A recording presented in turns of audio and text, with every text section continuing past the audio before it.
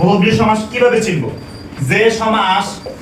যে সমাস পূর্ব ও পর কোন পদের অর্থ প্রাধান্য পায় না, কোন পদের অর্থ প্রাধান্য পায় না তাকে বহুব্রীহি সমাস বলি। পূর্বপদ পরপদ, পূর্বপদ যদি এ হয়, পরপদ যদি বি হয়, এই বহুব্রীহি সমাসের সমস্ত পদে এ আর বি কারণে প্রাধান্য না দিয়ে সি অর্থাৎ ভিন্ন কোনো পদকে উড়ে এসে জুড়ে বসায় দেয়। যে সমাসে প্রথম পদ পরপদ কোন পদের অর্থ প্রাধান্য পায় না, ভিন্ন কোনো পদের অর্থ প্রাধান্য পায়, ওই সমাসটাকে বহুব্রীহি সমাস বলবো। কোন সমাস বলবো? বহুব্রীহি সমাস বলবো। মনে থাকবে এটা। এখন দেখেন, আমি যদি বলি 80-তে 20 যার, ধরেন বললাম 80-তে 20 যার। আচ্ছা, এই 20 মানে কি? 20 মানে কি? যেটা খেলে মানুষ মারা যায়, পয়জন, যেটা ইংরেজিতে বলে আমরা। আচ্ছা, 80 মানে হচ্ছে দাঁত। 80 মানে কি? দাঁত। তাহলে 80-তে 20 দাঁত সমান সমান 80-20। আচ্ছা, এখন দেখেন 80 মানে দাঁত, 20 মানে 20। 80-20 হচ্ছে সাপের সমার্থক শব্দ। তাহলে 80-তে 20 দাঁত সমান সমান কি? সাপ বা 80-20। তাহলে এখন এই পদটাতে 80 কে বোঝাচ্ছে, 20 কে বোঝাচ্ছে, না 7 কে বোঝাচ্ছে? তাহলে প্রথম পদ পরপদ কোন পদের অর্থ প্রাধান্য দিয়েছে না ভিন্ন কোন পদের অর্থ প্রাধান্য দিয়েছে? ভিন্ন পদের অর্থ প্রাধান্য দিয়েছে না। যে সমাসে প্রথম পদ পরপদ কোন পদের অর্থ প্রাধান্য না দিয়ে ভিন্ন একটা পদকে উড়ে এনে জুড়ে বসায়, ওই সমাসটাকে কোন সমাস বলবো? বহুব্রীহি সমাস বলবো।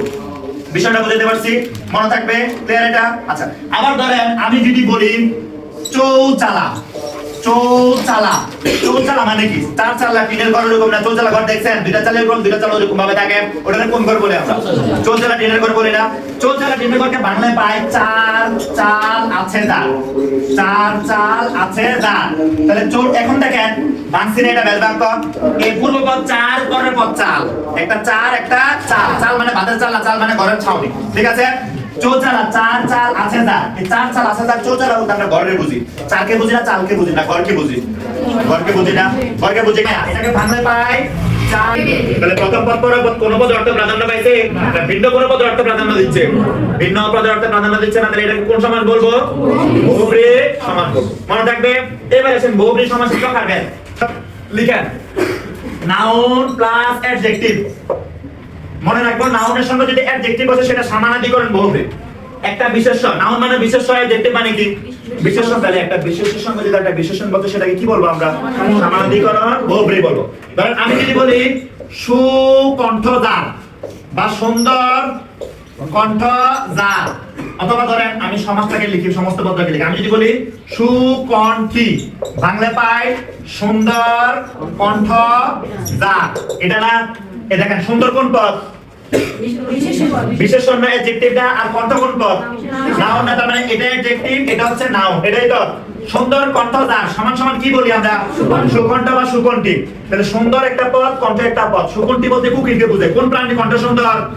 আমার কণ্ঠ সুন্দর আছে না? তাহলে কোন প্রাণী কণ্ঠ সুন্দর? কুকিলের কণ্ঠ সুন্দর না?